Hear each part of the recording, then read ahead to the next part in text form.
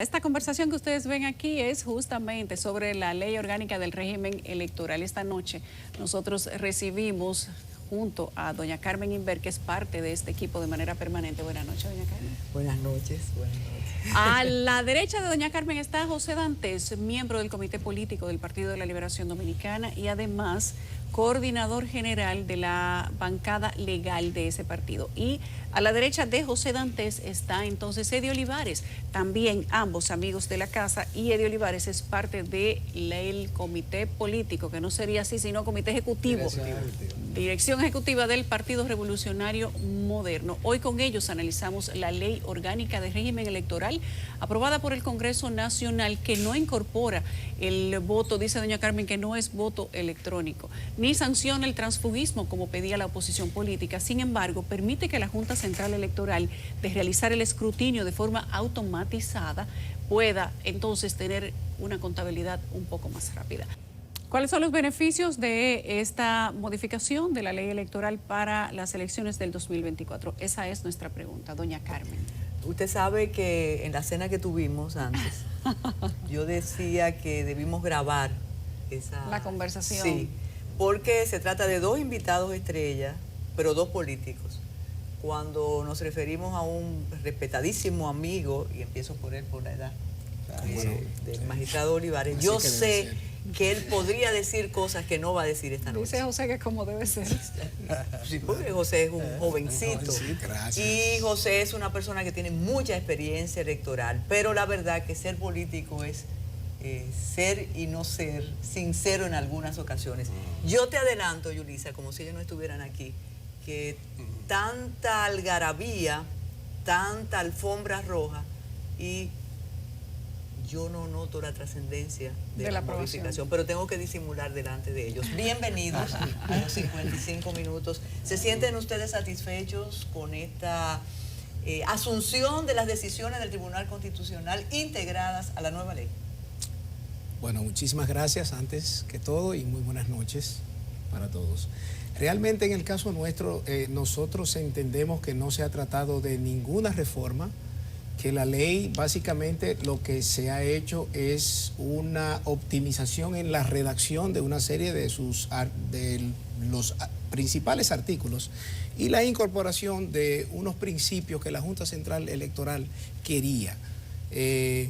Pero cuando uno sale de todo lo que es el aspecto del montaje y la organización del proceso de las elecciones, y unas modificaciones de unos cuantos plazos, ahí nos damos cuenta que en lo que tiene que ver con el impacto al ciudadano, el beneficio al ciudadano, al sistema de partidos políticos y a la democracia dominicana, realmente no se trató de ninguna reforma. Y no se trató de ninguna reforma porque no se incluyó el voto automatizado. Y han querido tratar de vender de que se incluyó el escrutinio automatizado. Pero cuando vemos el proceso de escrutinio que se va a llevar a cabo, nos damos cuenta que es totalmente manual, que lo único que va a ser automatizado va a ser la transmisión de un acta que se imprimirá luego de un proceso de conteo y de validación de manera manual por parte de 4 personas en el colegio electoral. Entonces, se ha querido presentar como que esa es la panacea para aquellas crisis que se creaban en las juntas electorales. No, lo que ha pasado con eso ahora es que los problemas que se daban en las juntas electorales con la finalidad de que se cuadraran las actas, ahora ese problema se va a traspasar a cada colegio electoral. Entonces, cada colegio electoral va a tener su crisis. Si las crisis se daban en las, vamos a decir, de las 158 juntas electorales, se daban en 30 juntas electorales, ahora van a ser en cientos y cientos y cientos de colegios que se van a dar las crisis, porque tan pronto como se extrae la boleta de la urna hasta que llega al proceso que la Junta llama digitalización o automatización del escrutinio, pasa por una fase manual donde intervienen no menos de 5 personas. Entonces realmente entendemos que una ley que no contemple para el futuro la incorporación de la posibilidad de que la sociedad vote a través de un dispositivo electrónico y que se sepan los resultados en horas, como en el caso de Brasil, donde más de 123 millones de personas votaron y en menos de 4 horas ya se sabía quién ese pueblo soberano había decidido que fueran sus autoridades, yo creo que es un retroceso para la sociedad dominicana. El magistrado Olivares sabe el procedimiento y la experiencia de él es invaluable. El procedimiento en Panamá cambia la ley cada 5 años, pero luego de un proceso abierto de discusión y de valoración con los agentes que actúan en los procesos electorales. ¿Usted piensa, magistrado, que se apresuró la reforma o está satisfecho con lo logrado? Bueno, muchísimas gracias, mi magistrada admirada y adorada. Contento intercambio de amores. Claro. Es un amor de hace mucho tiempo. Sí. Y José, mucho placer estar aquí con ustedes. Gracias, igual amigo.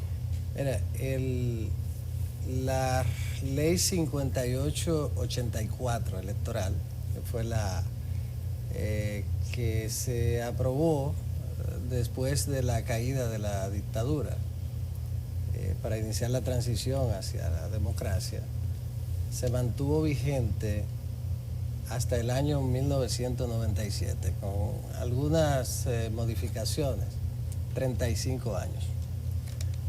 Luego la 275-97 se mantuvo por 22 años, hasta la 15-19. Esta es la primera ley que se modifica en un periodo de tiempo tan corto, apenas 3 años.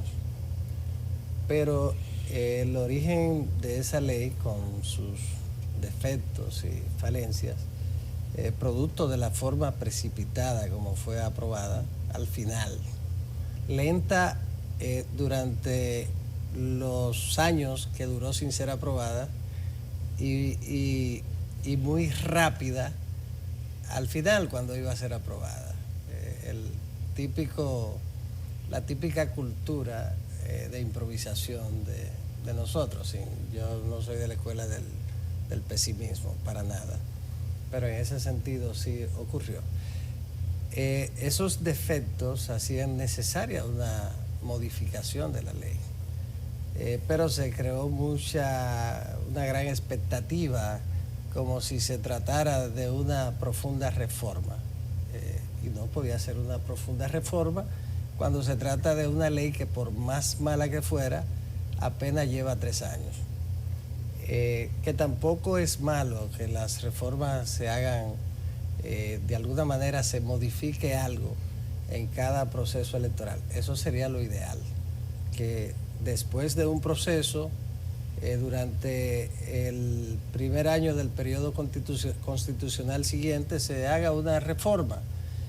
Por ejemplo, el tema de del voto electrónico o automatizado, yo pienso que a partir del año 2024 perfectamente podría hacerse una reforma para una modificación, para integrar el voto automatizado, porque eso es irreversible.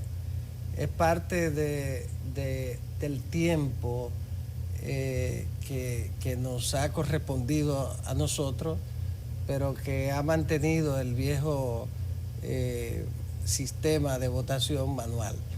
Entonces, pero también hay países en los que han tenido el sistema automatizado de voto y han decidido retornar al manual, marcar la boleta o papeleta, como le dicen en otro país. Entonces, lo que es importantísimo es el escrutinio automatizado.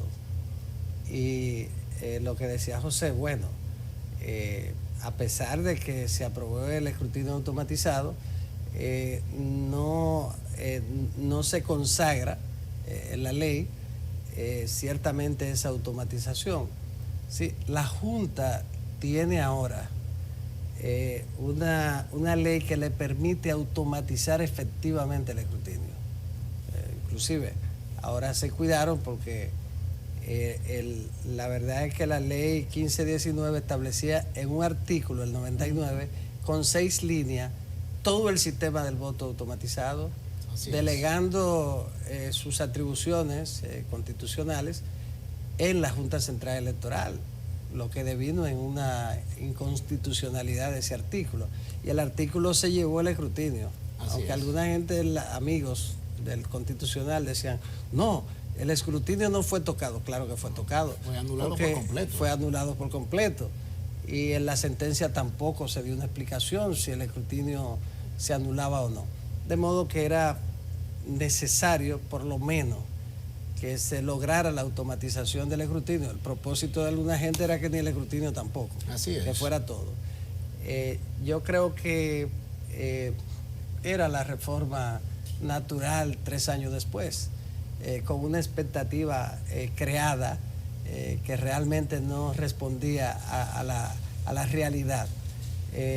Hay cosas que se quedaron, que es verdad, y el PLD tenía razón en cuanto a ella, en relación con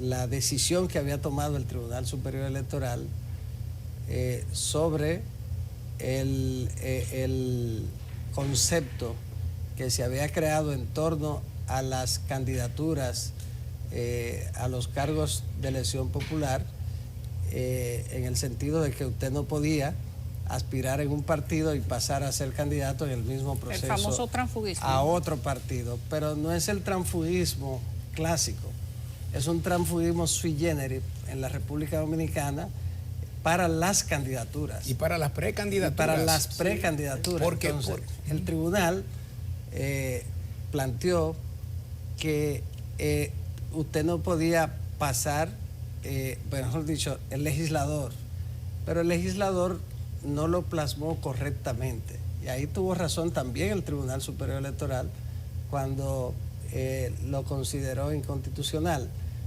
porque o mejor dicho, cuando permitió que el presidente Leonel Fernández pudiera ser candidato en las elecciones del 20. 2 veces. 2 veces. Fue precandidato. Sí. Fue precandidato una vez y luego candidato. Pero el argumento fue que estuvo mal redactado el artículo. Sí. Es verdad, el artículo no estaba bien redactado. De todas maneras, ese transfugismo debió establecerse en la ley, tal y como el Tribunal Superior Electoral había planteado, sugerido. Pero esos son aspectos importantes. Sin embargo, se trató de una modificación 3 años después, una reforma muy ligera. Sí, pero lo que ocurre... Sí. Y José, sí.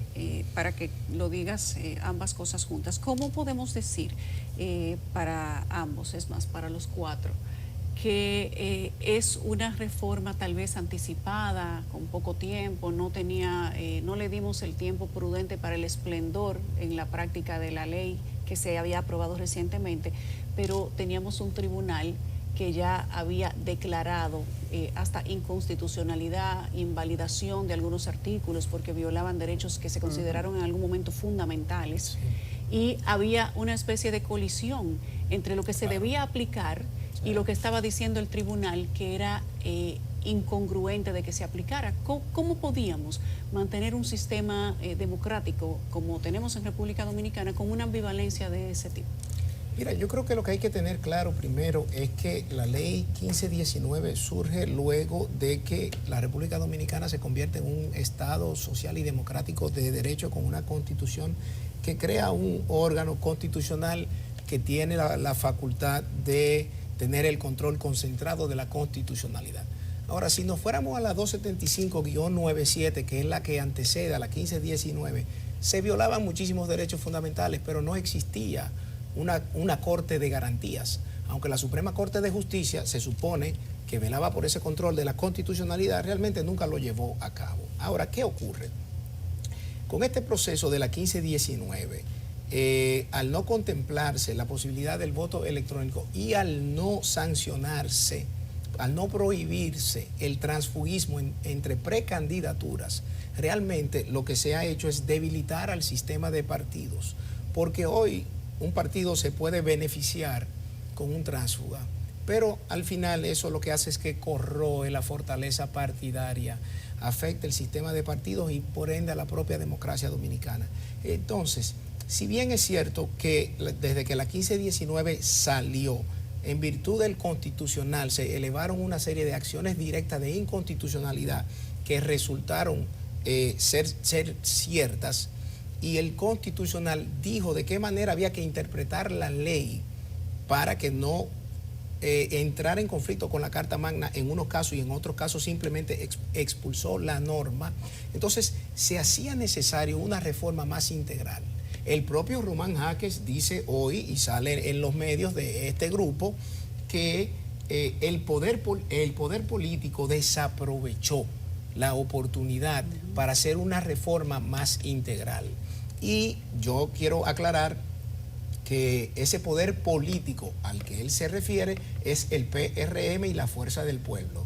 ¿Por qué? Porque el PLD siempre apostó por una reforma más integral, que incluyera el voto automatizado, como usted dice, para un futuro, no para las elecciones del 24, porque no es posible.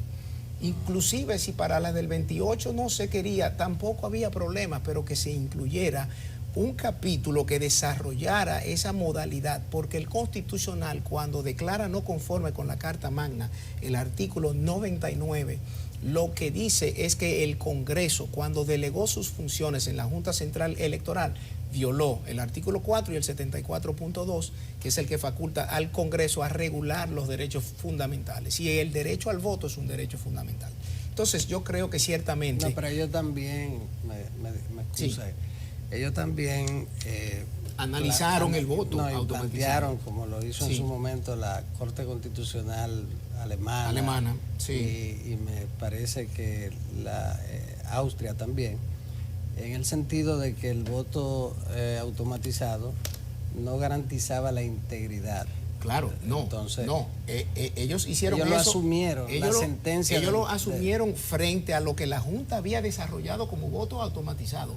Entonces, por eso dicen, sin embargo, el Congreso, el legislador tiene la facultad de escoger el modelo que entienda y desarrollarlo, estructurarlo, definirlo e incorporarlo en la ley, respetando los principios de integridad electoral, de transparencia, de equidad, de equilibrio, de objetividad, entre otros.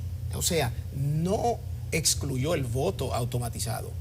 Lo que hizo fue cuestionar primero la delegación de las facultades a la Junta, y que lo que la Junta al final desarrolló violaba ciertamente una serie de principios electorales, y por eso nuestro partido hizo una propuesta de integrar un capítulo. Pero ellos asumieron el espíritu de la sentencia del Tribunal Constitucional alemán. Claro, pero de Austria también. Pero estudiando el voto automatizado que la Junta desarrolló. Pero esa sentencia se fundamentaba en que, debido todavía a las debilidades de la seguridad de los sistemas electrónicos, no se garantizaba ni el secretismo tampoco pleno del voto, ni la seguridad de su vulneración. Esa es la esencia de esas dos sentencias, y en la sentencia del Tribunal Constitucional está planteada también, aparecen las dos sentencias señaladas. Además de la inconstitucionalidad producto de la delegación de las atribuciones del legislador en la Junta Central Electoral, que es cierto. Mira, a mí me encanta verlos a ustedes discutir, le decía Yulisa, se ven muy armónicos. Sí. Y todavía no es tiempo de alianzas trascendentes. Ustedes han tenido mucha suerte porque el debate aparentemente está entre políticos.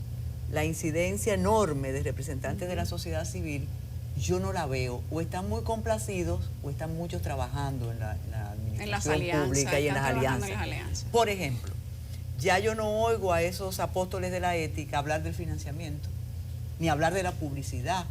Yo recuerdo que en momentos cruciales, y lo sabe el magistrado, esos voceros y voceras hablaban de cómo un partido, sobre todo el de gobierno, tiene más acceso a la publicidad, pero ya ellos no hablan de eso. Así es. La pregunta es que ya eso está, hay una madurez y para respetar derechos fundamentales, quien más tenga dinero hace más publicidad, quien más tenga dinero financia candidaturas a alcaldes, a regidores, a senadores, a diputados. Y otro aspecto que sé que con ese comentario acerca del precedente alemán ustedes no lo olvidan, pero me llama la atención que el caso de nuestro sistema automatizado, creado desde la época del magistrado que nos honra con su presencia, no olvidemos que hay un papelito como prueba, por favor. Así es.